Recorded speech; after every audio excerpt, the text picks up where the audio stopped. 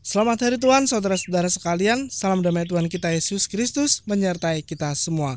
Berjumpa lagi dengan saya, Romo Argo, di channel Heavenward.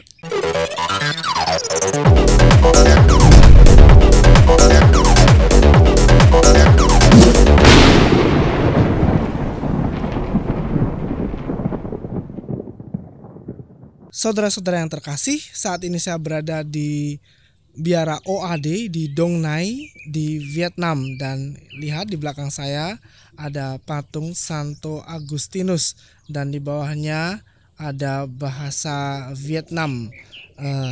Lai chuangai trong kon kon sao au chin kon.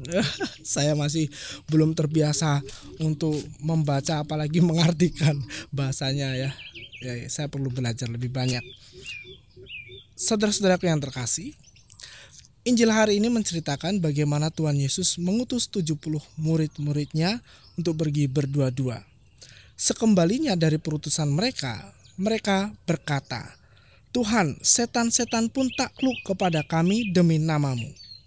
Lalu kata Yesus kepada mereka, "Aku melihat iblis jatuh seperti kilat dari langit." Saudara-saudaraku yang terkasih, Tuhan Yesus sebenarnya sedang menyindir para muridnya yang jatuh dalam kesombongan. Banyak di antara kita yang mengalami pengalaman-pengalaman seperti yang dialami oleh para murid tadi. Pergi melayani, mendapatkan pujian, mendapatkan prestasi yang membanggakan, mempertobatkan banyak orang. Segalanya bisa dianggap berhasil misinya. Lalu kita jatuh ke dalam jebakan iblis yang paling mengerikan, yaitu kesombongan. Saudara-saudaraku, kita harus berhati-hati karena iblis pun bisa bekerja melalui perbuatan-perbuatan baik, yaitu ketika kita terlalu bangga atas pencapaian yang telah kita lakukan dan jatuh kepada kesombongan. Kesombongan menjauhkan kita dari Tuhan, itu pasti. Kita menjadi bangga terhadap diri sendiri dan kurang bersyukur kepada Tuhan. Kita membanggakan atas usaha yang kita lakukan dan kita lupa bahwa itu semua adalah pekerjaan Tuhan. Tuhanlah yang menggerakkan itu semua. Tuhanlah yang mengutus kita untuk melayani. Saudara-saudaraku yang terkasih, jika kita diutus, ingat bahwa kita bukan pergi membawa diri kita sendiri, tetapi kita pergi karena Tuhan. Jika kita mengalami penolakan, apakah kita perlu marah? Tidak perlu. Tetapi berbahagialah karena kita diizinkan untuk mengalami apa yang dialami oleh Tuhan, menderita karena kebenaran. Kalau kita ditolak, apakah kita perlu membenci mereka? Tidak perlu. Kata Tuhan, kita harus mengebaskan debu di kaki kita. Itu punya makna rohani. Artinya jangan diambil hati, jangan dipikirkan, jangan beban itu dibawa pulang. Karena semua penderitaan yang kita alami demi kebenaran itu adalah untuk Tuhan. Apa yang kita terima itu untuk Tuhan.